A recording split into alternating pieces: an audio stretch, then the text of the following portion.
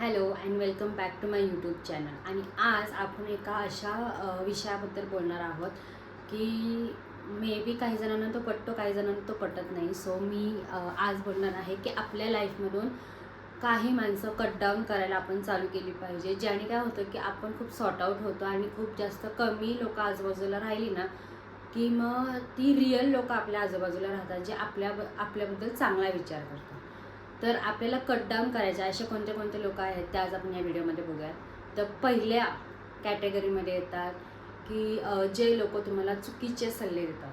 For example की एखादा माणूस तुम्हाला काही बोलले किंवा त्याच्यावर तुम्हाला रिॲक्शन करायची, पण कधी कधी काय होतं की ती रिॲक्शन एवढी गरजेची पण नसते, पण जो समोरचा माणूस असतो ना तिसरा, तो आपल्याला इतकं असं मेंदूपणे भरवतो की तू रिॲक्ट कर कर कर, तू असं केलं पाहिजे, तू तसं केलं पाहिजे होतं, तू असं का नाही बोलली, तू तसं का नाही बोलली.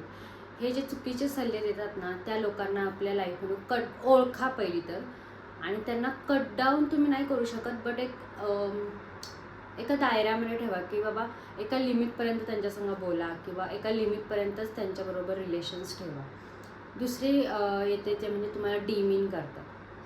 फॉर एक्झाम्पल की तुम्ही एखादी गोष्ट आणली किंवा एखादी फॉर एक्झाम्पल की तुम्ही एक गोष्ट अचीव केली आहे, पण त्या अचीवमेंट सेलिब्रेट ते लोक नाही करत, पण त्या अचीवमेंटमध्ये एक लूप होल काढतात. ओके, सो त्या लूप होल जे लोक काढतात ना की काही लोकांना दुसऱ्यांच्या आनंदात आनंद मानता येत नाही, अशा लोकांना तुम्ही कट डाऊन केलं पाहिजे.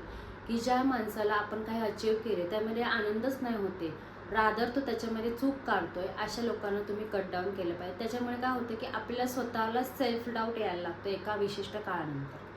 त्यानंतर तिसरी कॅटेगरी जी येते ती म्हणजे तुमच्यावरती अननेसेसरी जोक क्रॅक करतात ते लोक. मला खूप जास्त भयंकर हे आवडतच नाही की अननेसेसरी दुसऱ्या माणसांवरती जोक क्रॅक करणं. कधी कधी ते जोक नॉर्मल हसी मजाक इज ओके, पण जेव्हा ते खूप दुसऱ्या माणसाला लागेल अशा पद्धतीने जे काही जोक क्रॅक करतात ना, मला ती माणसंच आवडत नाही. त्याच्यामुळे मी अशा माणसांच्या पण आहे ना कॅटेगरी रेडिएशनमध्ये पण मी येत नाही जास्त लांब लांबपर्यंत. मी त्यांच्यापासून जराशी लांबच राहते.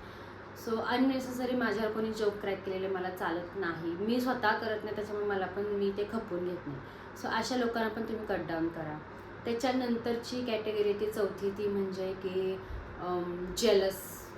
ओके, सो जेलसी ही खूप जास्त काही लोकांमध्ये दिसायला भेटते. की जसं की आपण कधी एखादी गोष्ट घेतली आहे की आपण एक खूप आनंदाने दुसऱ्या माणसाला सांगायला जातो, पण त्या माणसाचे रिॲक्शन आहेत ना आपल्यासमोर एक असतात आणि मागून जाऊन आहे ना खूप जास्त वेगळे असतात. फॉर एक्झाम्पल की तुम्ही सोनं केलं, तर सोनं केल्याने तुम्ही एखाद्या माणसाला जाऊन सांगितले की बाबा मी आज सोनं केलं, पण तो माणूस तुमच्या तोंडावर खूप जास्त चांगलं चांगलं बोलणार, पण मागून तुम्हाला बॅक बिचिंग करणार की बाबा आम्हाला माहिती आहे कुठून पैसा येतो, कसा येतो, हिच्याकडे एवढे पैसे कसे काय आले, असं. म्हणजे तुम्हाला ते माणसं ओळखता आली पाहिजे फक्त. पण जेव्हा तुम्ही माणसं ओळखता ना तेव्हा आपणे आपच तुमचा इंटरेस्ट त्यांच्यापासून कमी व्हायला लागतो आणि त्यांना पीपल प्लीजिंग करायला जाऊ नका. अशा लोकांना प्लीज करायला जाऊ नका की त्यांच्या मागं पुढं करायचं आहे, त्यांच्या सर्कलमध्ये राहिलंच पाहिजे. नाही, तुम्ही एकटे जरी राहिले ना तुम्ही खूप खुश राहू शकता आणि एकटंच माणूस जास्त रादर खुश राहू शकतं.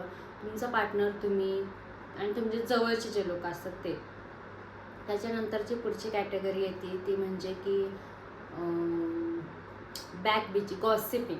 ओके, सो गॉसिप जे लोक करतात ना त्यांच्यापासून खूप लांब राहा. कारण काय होतं की आपण गॉसिप ऐकतो ना, मग आपले 2-3 शब्द जे तोंडातून निघून जातं ना ते ते माणूस काय करतो पुढचं गॉसिपिंगवालं, तिसऱ्या ज्या माणसाबद्दल तो स्वतः गॉसिप करत होता त्याला आपण काय बोललो ते जाऊन सांगतो, नाही की तो जे काय बोलत होता ते.